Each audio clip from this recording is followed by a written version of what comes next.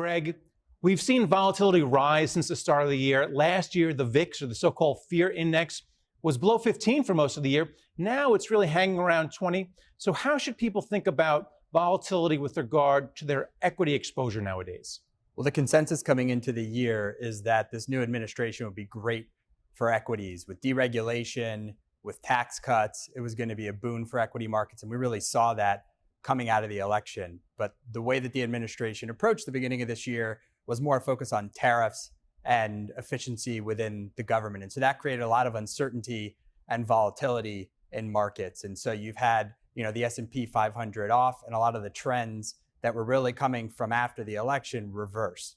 So the S&P 500 is off, international equities are doing quite well. You have value outperforming growth. You have a strong dollar coming into the end of the year, now a weak dollar in the beginning of the year. So what we're recommending to clients is to expand their horizons and broaden the equity market exposure that they have in portfolios.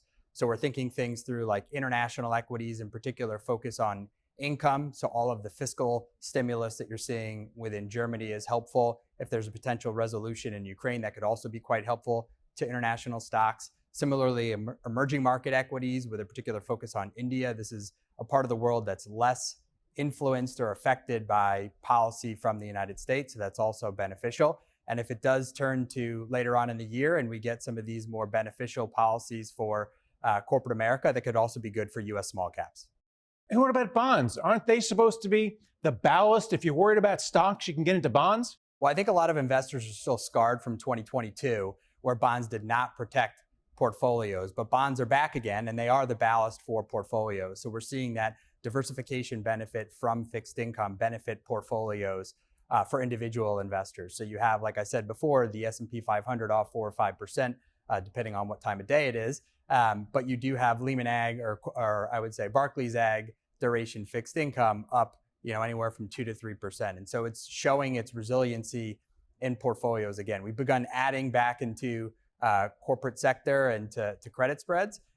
We've also begun adding into other parts of portfolios. So what we would say for clients more generally is to have core allocation to muni fixed income, to core fixed income, and then also have an allocation to dynamic bonds to be able to take advantage of some of this market volatility that you're seeing.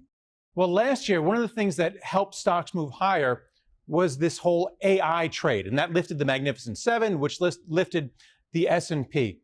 So how does Goldman Sachs Asset Management use AI to get an edge on everyone else? And what are your thoughts on AI and equities going forward? Yeah, we're clearly in an AI revolution, and data is increasing at magnitudes that I don't think we've witnessed before. So data generation doubles every 2 to 3 years. And so it's really important to have tools either through machine learning or AI to be able to harness all of this data that's being produced around the world all the time. So one of the reasons that we think it's a benefit to be part of Goldman Sachs is to have that key computing power behind us, right, as part of the broader firm and organization. And so to be able to use that power to differentiate across the data that we're looking at and to harness that in true insights for alpha within our client portfolios, we think is really beneficial and a key differentiator for us.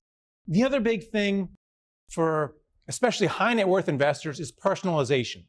And that means direct indexing for a lot of folks. How do you do it over at GSAM? Personalization, and I would say importantly, after tax personalization, has been really key and core to what we do at Goldman Sachs for decades. So we have a very strong and world-class direct indexing business, and that means predominantly within equities. But we also have a separately managed account business within fixed income. So we have both taxable and tax-exempt fixed income portfolios. And what I would say is new and differentiating is how we combine it all together in a total portfolio solution. So being able to optimize a client's portfolio in a tax-aware setting is what we think is differentiating, interesting, and something that are really benefiting clients going forward. And then finally, you mentioned 2022. Now it was a bad year for both stocks and bonds, and a lot of people moved into alternatives because they weren't marked to market, and people could hang out there until the indexes came back, which they did.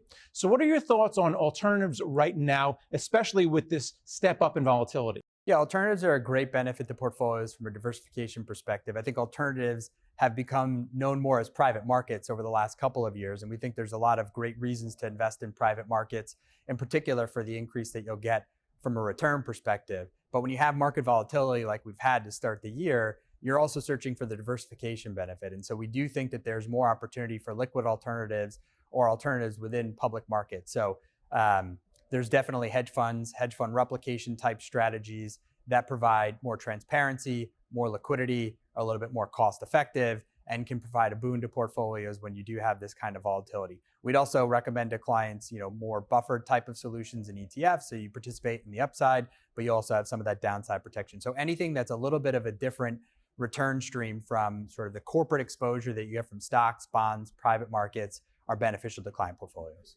All right. Well, thanks a lot for coming in and talking about it. Good to see you, Greg.